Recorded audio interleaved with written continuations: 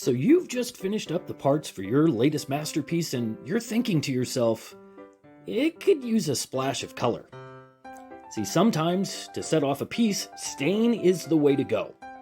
Whether it be a box that you've made, or a piece of artwork, or hell, maybe even your workbench. So back out in your shop, you start rummaging through the purgatory that is your bottom drawer to scour through your years-old collection of never-ending boring earth tones.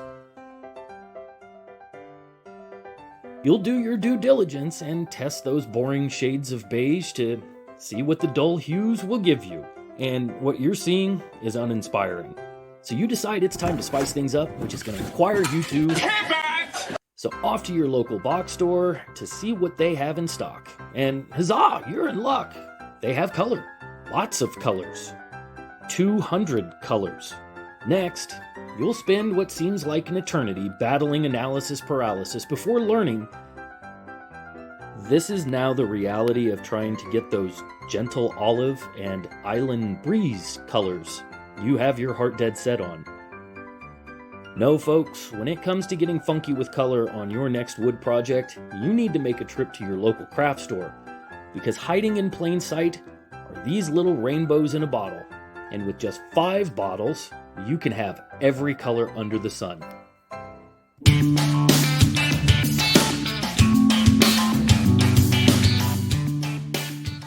Here's the basic supplies you'll need.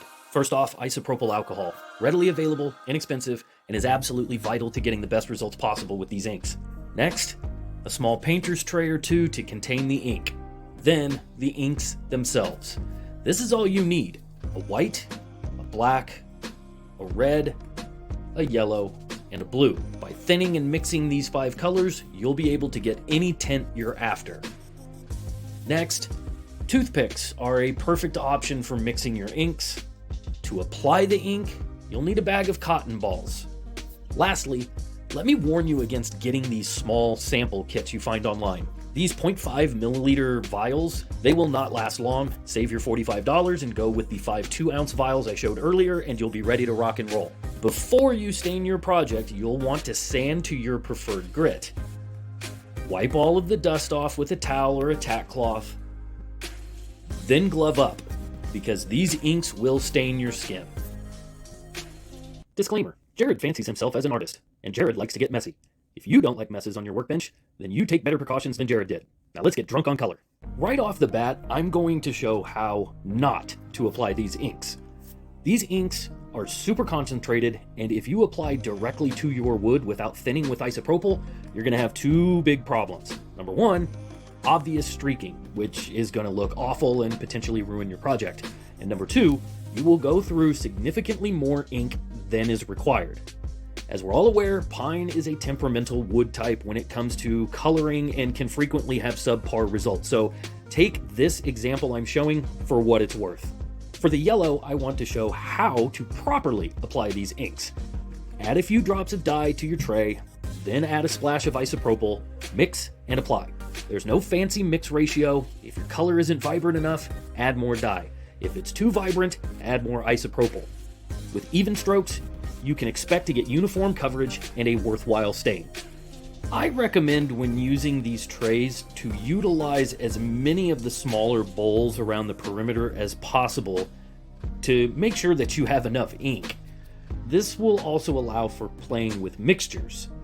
If I was being more methodical in this video, I would have had a syringe to measure how much isopropyl I was adding into each of the trays to make more consistent mixtures, but this isn't a technical how-to video. I'm just showing you how much fun these colors can be. As I mentioned earlier, 5 colors are all you need. Yellow and blue make green, right? A few drops of blue, a few less drops of yellow, and bam, you got green. Easy peasy. If you keep in your mind 3 drops of this and 2 drops of that, if and when you run out of ink, it's easy to mix up another batch and blend it all together. Just be sure to add that isopropyl to stretch that ink out as far as possible. So how do these inks look on other species? Here are 4 colors on hard maple. Because of hard maple's density, be prepared to do multiple coats to get a deep, rich color. Here are those 4 colors on red oak. I stain red oak all the time, and I love the contrast between the grain and the ink. And how about we get nuts? Come on, let's get nuts. Yep, I stained walnut. I think walnut is a fantastic material to stain. I realize that may be a controversial statement, but take a look at how great these muted colors look. As you've seen thus far, mixing your inks to make non-primary colors is simply a matter of testing and tuning. If a deep, rich red isn't what you're shooting for, you can add some white to lighten it up. The white coupled with the isopropyl, and you can get all sorts of reddish pink tints. I highly suggest running test pieces to dial in the shade that you're after, rather than just diving in like I'm doing in this video. You need a more mid-century vibe? Just mix some red and yellow to get an orange. Remember back to your primary school days and those color wheels to figure out the right mixture, and again, just continually test and tune until you are perfectly dialed in. How about red and blue? You know, I was shooting for a purple, but I got this Merlot type color.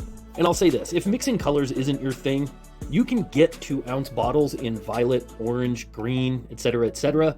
I'll totally understand if you'd rather save time and just have the color pre-mixed rather than doing all of the testing and tuning that I'm doing here.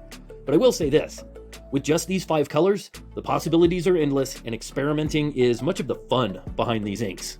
Now, what if you just aren't feeling the color or the coverage that you just tried? I mean, don't fear, these inks, they sand away with ease.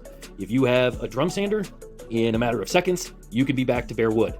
But if you just have a random orbit, no worries, just grab some 80 grit, and in a minute or so, you can be down to bare wood again and ready for another attempt at getting that perfect color. So if you've made it this far into the video, and you found this video worthy of comment, please start your comment with the code word that I've placed in the description. By using that code word, I'll know that you were a serious viewer and you deemed this video worthy of a few minutes of your valuable time. Now, I want to finish up by saying this. Every piece of wood we use in our projects was created by the greatest artist of all time, Mother Nature.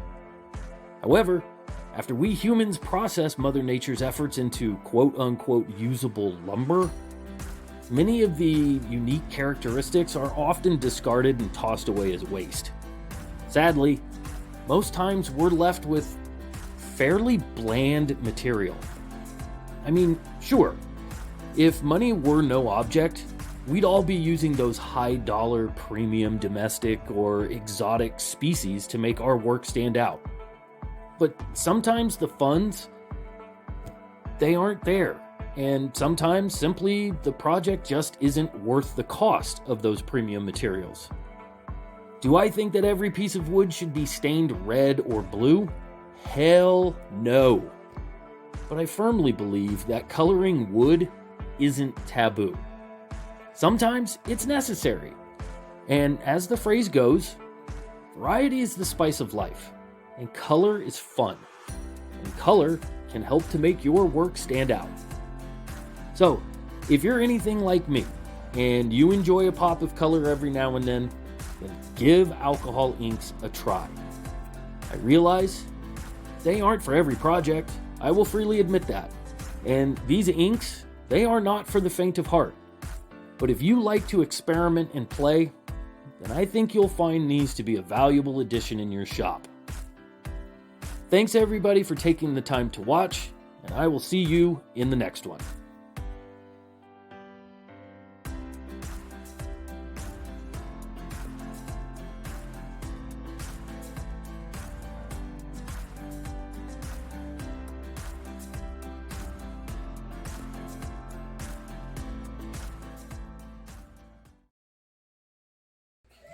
Have kids, they said. It would be fantastic, they said.